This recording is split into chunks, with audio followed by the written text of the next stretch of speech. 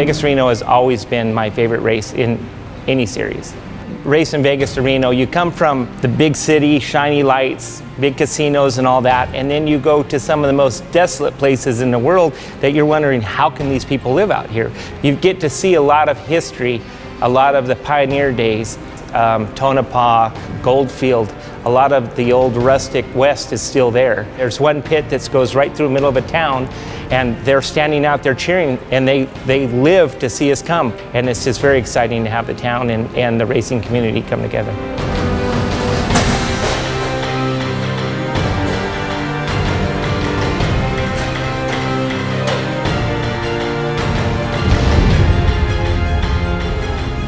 What's up?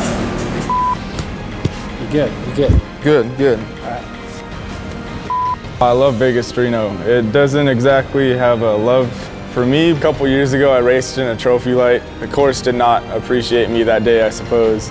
Just came in a little too hot, and we ended up rolling over, and something happened to the fueling system, and we just couldn't get a finish. So this year was actually my first year finishing Vegas to Reno. We've raced Vegas to Reno, it's either 19 or 20 times. I think my first time racing was 2002. I started racing with Bill O'Hara 2005. I know for a fact every race I started Bill O'Hara on a motorcycle that we finished. 3 or 4 I've done in my 6100, and my truck has finished every single one of them.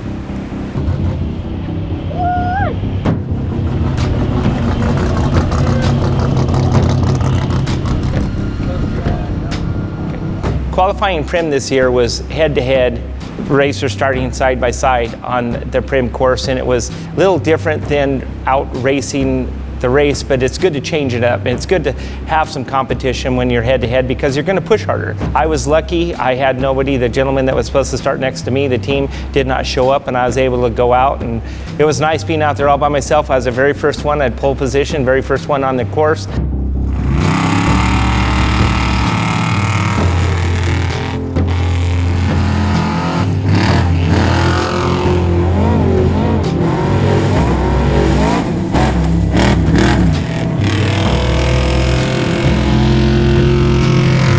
My mindset on this qualifying was a lot better than last qualifying because I kept thinking I can't crash in front of everybody again. End of the day, I qualified mid-pack. It was solid, and it was where we wanted to be. The first 2 races of the year, I was the last one off the line, and I want to make a point, just be in the middle, and that we got exactly where we wanted to be. Joey's qualifying was awesome. I was able to stand over there with my older brother. He finally came out to one of the races, and we're underneath the canopy there watching him on the screen. As once he took off, I was like, oh man, the guy got by Joe. And So right off the jump, we were lagging a little bit, kind of fell asleep on the starting line.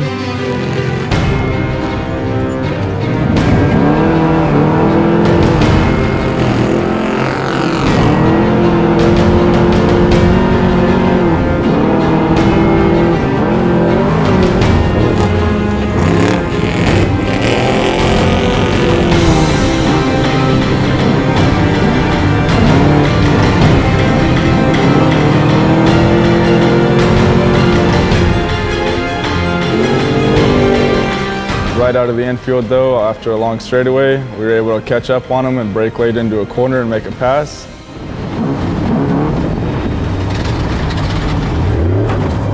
And Joey just held his line. He came in short, just hooked his wheel and just held his line.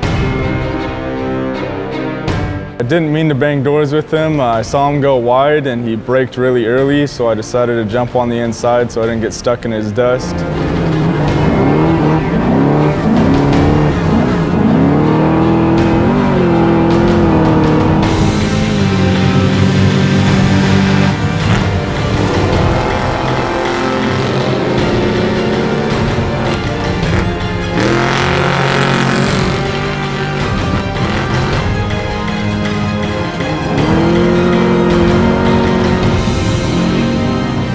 So we ended up qualifying mid-pack. He did very well. Definitely beat the old man. You know, I'm having a lot of fun in this Fusion off-road 6100 truck. I mean, it is a freaking blast.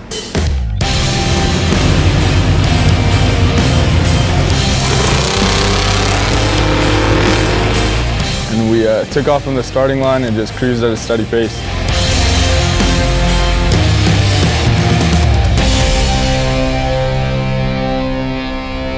Headed out to Vegas to Reno. I didn't feel real solid when I got in the car. And so I told Billy, hey, Billy, you know, we just need to finish.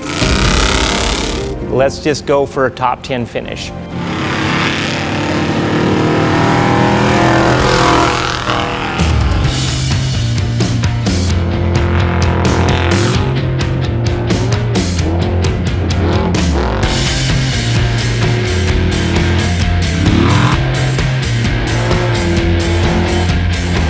We had an issue, came into the first corner and we lost a cylinder. Seems as a spark plug wire pulled out. He lost the spark plug wire. He was running on 7 cylinders. He maxed out at 95 miles an hour. He wasn't blowing corners. He had a solid run. He was staying in the tire tracks. The first portion of the race, we ran really smooth and consistent though, even though we were down on power.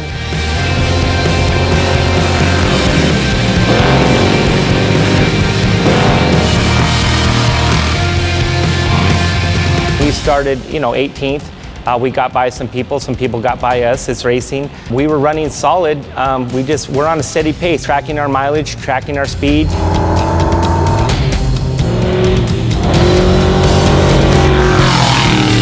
Going through the tunnel I was more worried about fitting in the tunnel because I heard that it washed out and the sand had built up, but I wasn't too worried about the rocks on the outside because I've had to do it on a Honda 650, and doing it in a 6100 was a lot more comfortable than doing it on a Honda 650, just saying.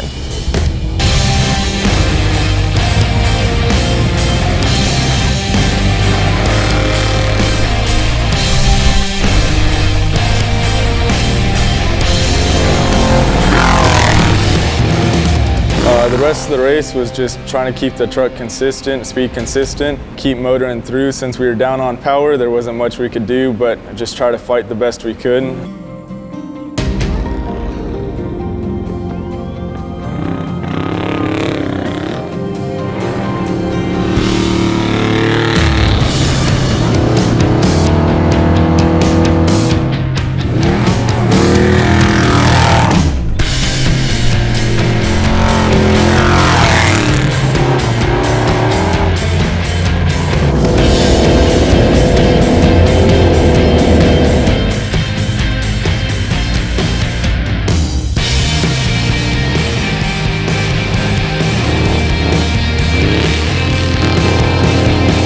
And the first weird incident is when I come up and I see Brent Fox's truck. He's in a hole and we're like just skating right by him. It was incredible because the side of his truck was level with the ground. I'm like, well, yep, we're gonna slow down a little bit more now.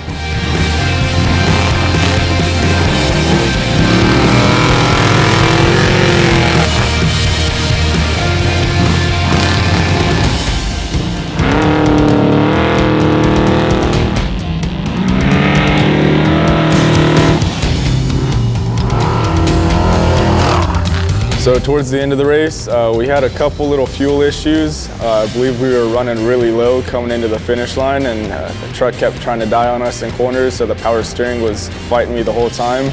We had a good solid run. Towards the end, between the last pit and the finish line, I lost brakes. My luck, I probably cooked them. We finished the end of the race with no brakes. We did the last 40 miles with no brakes.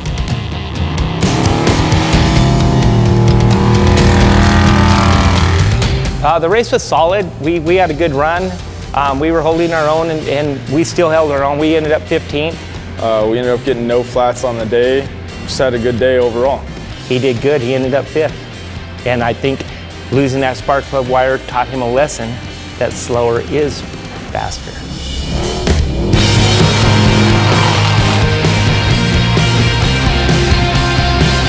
Yes, I want to thank God first and foremost. I want to thank my mom and dad for giving me this opportunity and allowing me to drive such a beast. I want to thank Dave Heath, my co-driver. He was on point all race. I want to thank everybody that came out that supports us. I want to thank our chase crew for being able to take time off work and devoting themselves to our team and being a part of our team, because without them we wouldn't be here.